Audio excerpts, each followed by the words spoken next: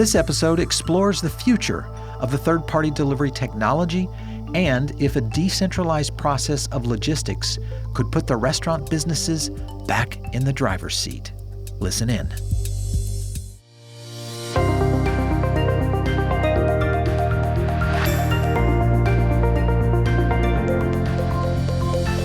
All right, Jon, welcome to the show. Thank you for having me, Paul. I appreciate it. So let's go in a little bit about this concept of what you guys began. Explain it to our audience a little deeper. Sure. I'm a restaurant owner in Iowa City, and in addition to CEO of Motus, I own a calzone restaurant there that probably does about 60% of its business through delivery services. And about 2 years ago, 3 years ago, when some of the services in town, here it was Eat Street and Order Up, began offering these marketplace solutions for orders. They weren't doing delivery at that time, but it was a marketplace where you could put your restaurant and they would advertise it and generate and feed you orders from it for about a 7% commission.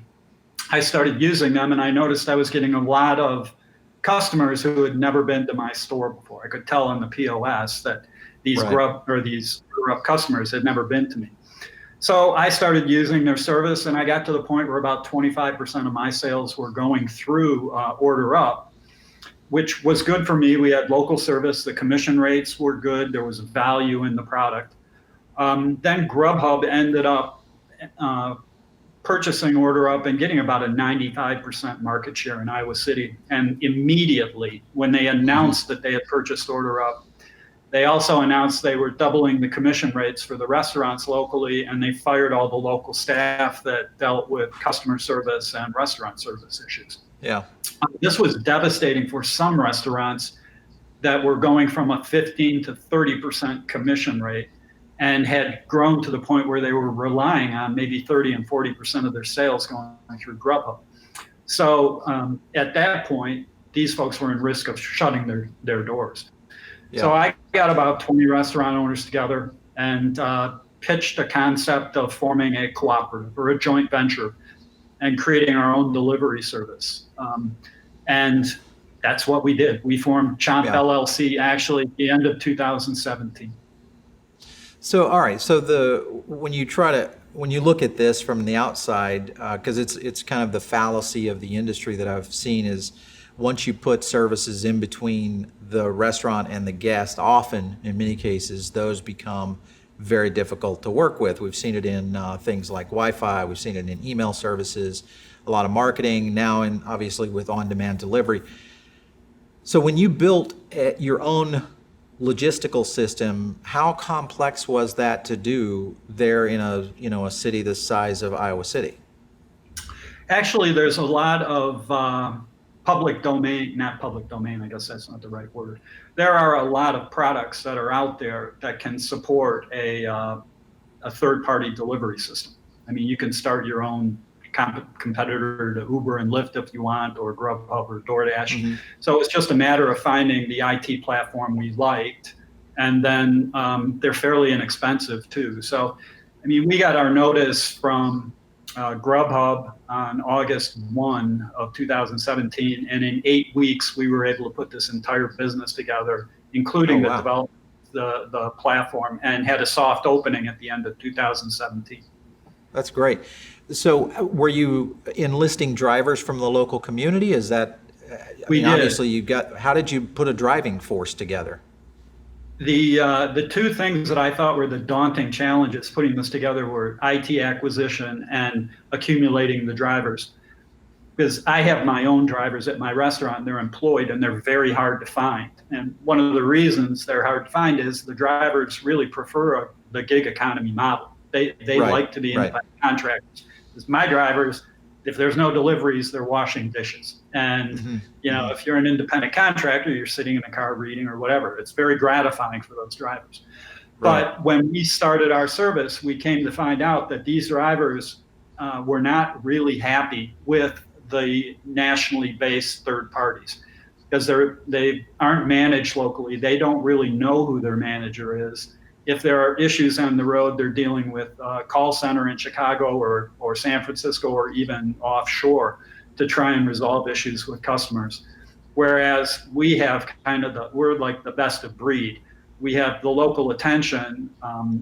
Our managers know all the drivers. They know all the restaurant owners. They can resolve issues immediately. So we've had zero problems finding sufficient drivers. In fact, at any given time, we've got a waiting list.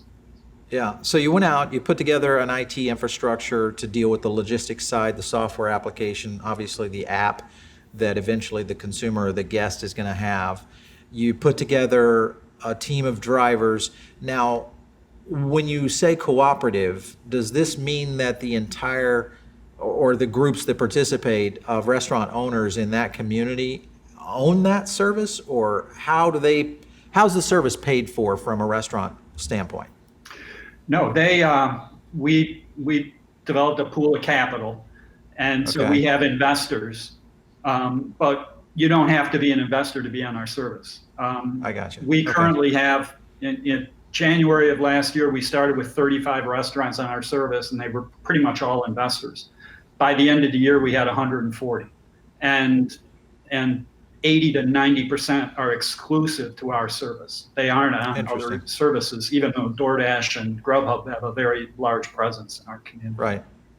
Now you're talking about scaling this to multiple cities, so essentially building a platform, app-based product that could be taken out to St. Louis and Kansas City and et cetera. How would that work with the way that you're setting things up? Would it be like just licensing a package to an LLC group in Kansas City and then restaurant operators kind of take part in that? Sure. Well,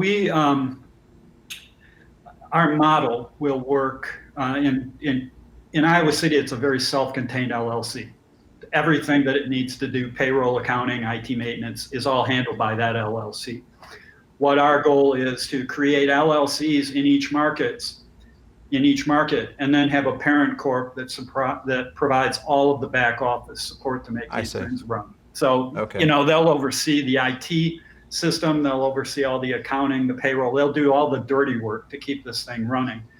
But there will be an LLC in each town with a number of investors, up to 40 or 50, and we don't ask for a lot of money for each investor. Our interest is to keep the investment per restaurant low, but try to get as many investors who are interested in supporting the service as possible.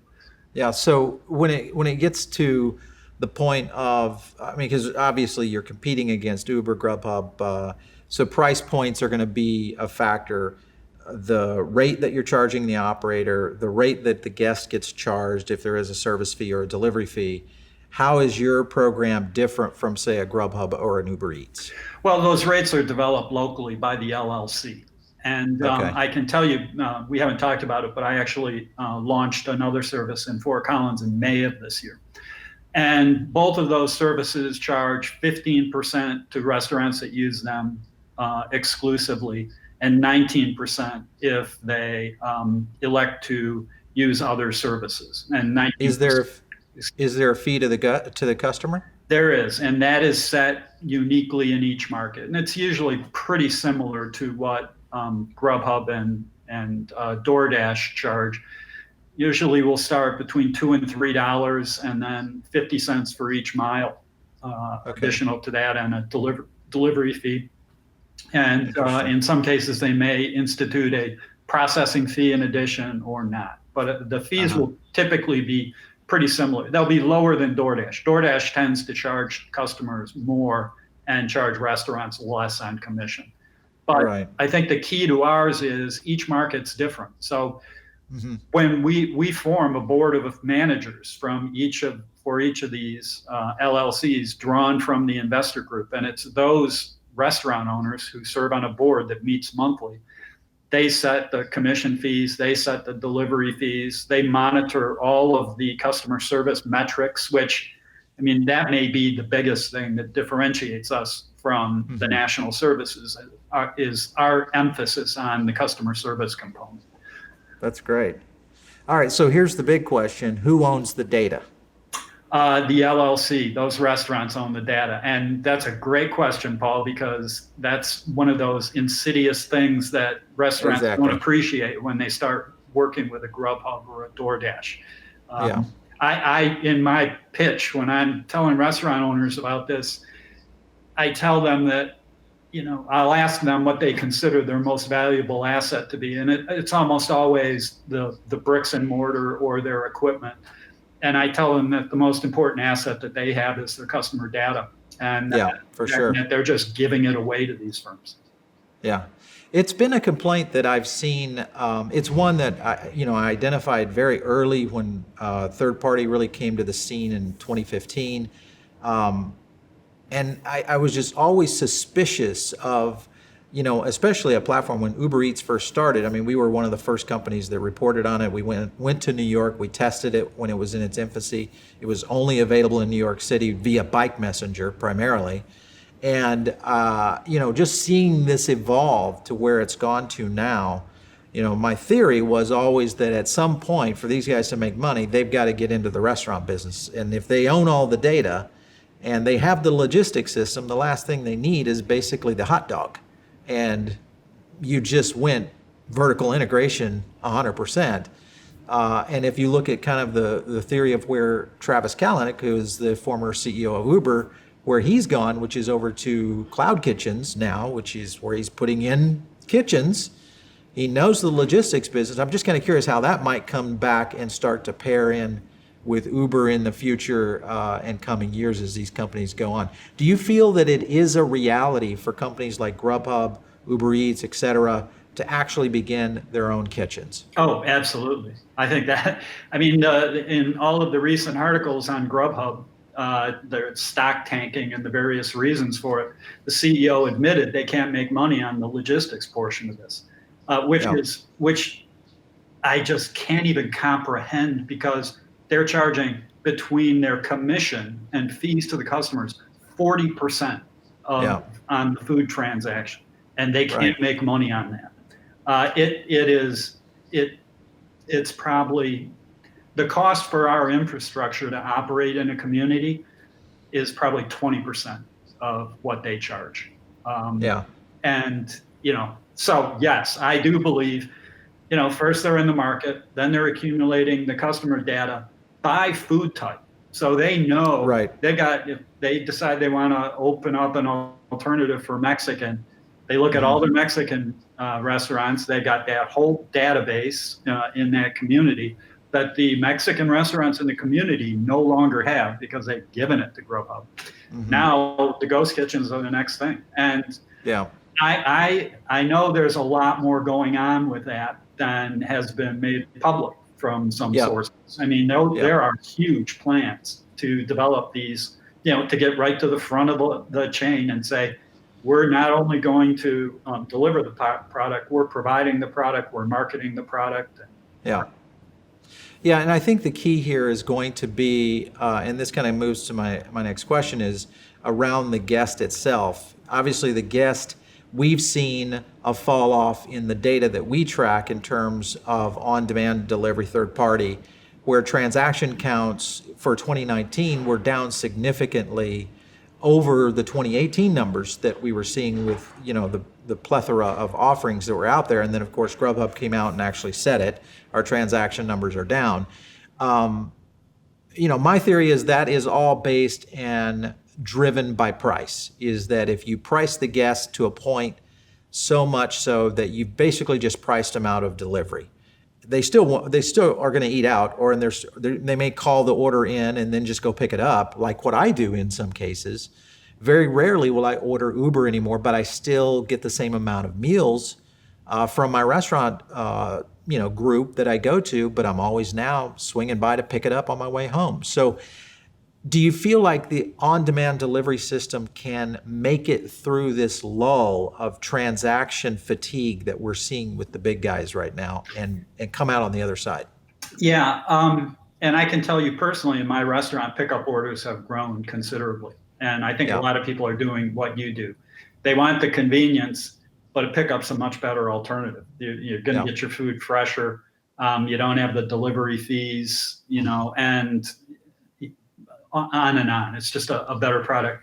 I really don't know the answer to your question. I don't know whether the demand has peaked and may actually start to backslide because there are so many problems with the services. You're starting to hear more and more about service issues with the national folks. On the other hand, I think there's probably still a lot of growth with the national brands. If you look at Grubhub and DoorDash, in the last year, and Uber, they are pushing the Chick-fil-A's and Buffalo Wild Wings and Burger Kings and all of that stuff. So I'm not sure that they've fully tapped that part of the demand yet. Yeah. My models really focus on the independent restaurants. Sure. They're the ones that are really at risk here. The big guys negotiate they get commission rate. Very deep deals. They get data sharing. There's a lot to be said there, but 80% of the industry, you're talking about 700,000 restaurants out there, are independents. Right. And that's what I'm concerned with. Those are the ones that are really, in jeopardy here. And they know it. I mean, for anyone who listens to this podcast, if they aren't a restaurant owner, ask any of your favorite restaurant owners how they like those services, and they'll say it's a nightmare. They can't sleep at night because it's like, what are they going to do to me next? Yeah. What are your thoughts on the brand continuity? Because this is another thing that I always question with third party is, when you open up an Uber Eats app, it's gonna get your preferred restaurants there, or the preferred orders, whether that's a pay to play placement, then it's going to go into your different categories. So it's almost as if the brands become they just disappear within the app itself. I'm just ordering tacos or salads or sandwiches. It's no longer Sal's Pizza. Now it's just pizza. So do you feel like brand continuity can really be lost in these apps and on third party? Oh, absolutely. I think it's intentional. It's part of the plan. They basically, there was an interview that Kramer on CNBC, Mad Money, did with the founder of Grubhub. It was 10 minutes long. And at no point did he ever mention restaurants. He talked about Grubhub and his customers and how they eventually wanted to be able to do free delivery. And I, as a restaurant owner, I know what that means. But at no point did they mention that restaurants that's the bank for these guys. Yeah. It's where they make all the money. But it just shows. Grubhub and Uber Eats and DoorDash, the plan is it's them and the customers. The customers aren't buying from restaurants. They're buying from Grubhub, DoorDash, and Uber Eats. And, it's fine. It's a business plan if they can make it work. But if it's going to do to independent restaurants what Amazon did to independent retailers, it's the same thing. It's the same threat. Hopefully, the whole population hasn't converted away from independent restaurants and still values having them in the community. And hopefully what we're doing is going to help them sustain that business. Yeah, well, I don't think independents are going to go anywhere. That's for sure. Obviously, chains, they do have their benefits. I'm still questioning, companies like Starbucks or McDonald's who have either fast pickup or the ability for drive-through. Because we could be wrong, but the theory is that, and what we're watching in terms of data is that, this bubble may be at its biggest, with exception, and I would still hold this at the independent level because I feel like that's where the growth, I feel, has the potential to actually happen, because chains eventually are going to get tired of paying the fees and they've got the money to develop their own systems. Right. And eventually, or you get someone like Chipotle who says, hey, we're just not going to do it, I definitely those kind think of things can happen. Chipotle will end up, they will never be satisfied with the service that they get from independents. Chick-fil-A just has a different level of expectation in customers. Their quality is through the roof. Right. They'll eventually walk away from that model, I believe. Yeah, and I think if we ever deal with one issue around food safety at any point that becomes a national story, that's another major hit to this market that I'm really concerned with. And when I talk to operators year round, That's the first thing I'm asking them. What's your commission on your your third-party delivery? Do they share the data with you? And what's your plan 5 years from now? Sure. Because you've got to deal with this growth at some point. This has been good, Jon. All right, so how long before you see this product of yours making it out into more markets? We're talking to 3 different markets right now, and I actually, I think our problem is going to be, once communities are aware that this is an option for them, how do we triage the requests we have for markets? Yeah. It's a no-brainer. It takes 5 minutes with a restaurant owner to see the light bulb come on and say, oh, geez, this is the answer for us. So, we're talking to a few markets right now, but our goal is to, start to accumulate the capital we need and get to the point where we can be launching 6 and 10 communities at a time, and that would grow exponentially over 3 or 4 years. I mean, if you look at the size and scale of Grubhub and DoorDash and even Uber or Uber Eats now, these are 4 and 5 year old companies. They build quickly. Now, our process takes more time. We're building businesses in each community. We're not just signing up restaurants. So there's more involved to it, but that's why the outcome is better. That's why you've got a actual customer service emphasis in the community versus people at call centers around the country. I mean, just to emphasize it, I mean, if I have a delivery go bad at my restaurant at midnight, my staff knows, we are in touch with the customer. We are asking them what we need to do to make it right. Get it there in 15 minutes, obviously give it to them for free, give them a gift certificate, whatever. As a restaurant owner, if you are working through Grubhub and something goes bad, you never hear about it until the next day when you get a transaction report saying, guess what? We just really upset one of your most loyal customers last night. And, good luck with service recovery. It's an entirely different beast than what currently exists out there. Absolutely. Well, we're going to continue to cover this story because it's one that I've been passionate about here on the Barron Report. I've been talking about on another show I do called Breakthrough. It's a big deal, I think, to the industry and where the future is going in terms of third party and whether or not it can sustain and hold on to the transaction decline that it's currently seeing. There may be, as I said, there may be a bubble. There may not be. We could be on the cusp of just another, engine of growth that is just a step away if the right kind of systems come into play. So it sounds like you guys are onto something, Jon. I'll definitely be watching you very, very close. Hey, thank you very much, Paul. And thanks for having me on the show today. Yeah, absolutely. All right, so for all of you who have been viewing or listening to the Barron Report, of course, you can catch this on your favorite podcast app, of course, on Apple, Spotify, and now on YouTube. If you like what you see on the show, make sure and give us a rating. And also just send us a note if you'd like to have somebody on the show. Maybe you're a brand or you have an idea that you want to talk about. Just shoot us an email, which is producer@foodabletv.com. And of course, if you have any questions, hit me up on Twitter @Paul Barron. It's been great having you right here on the Barron Report. We'll catch you next time.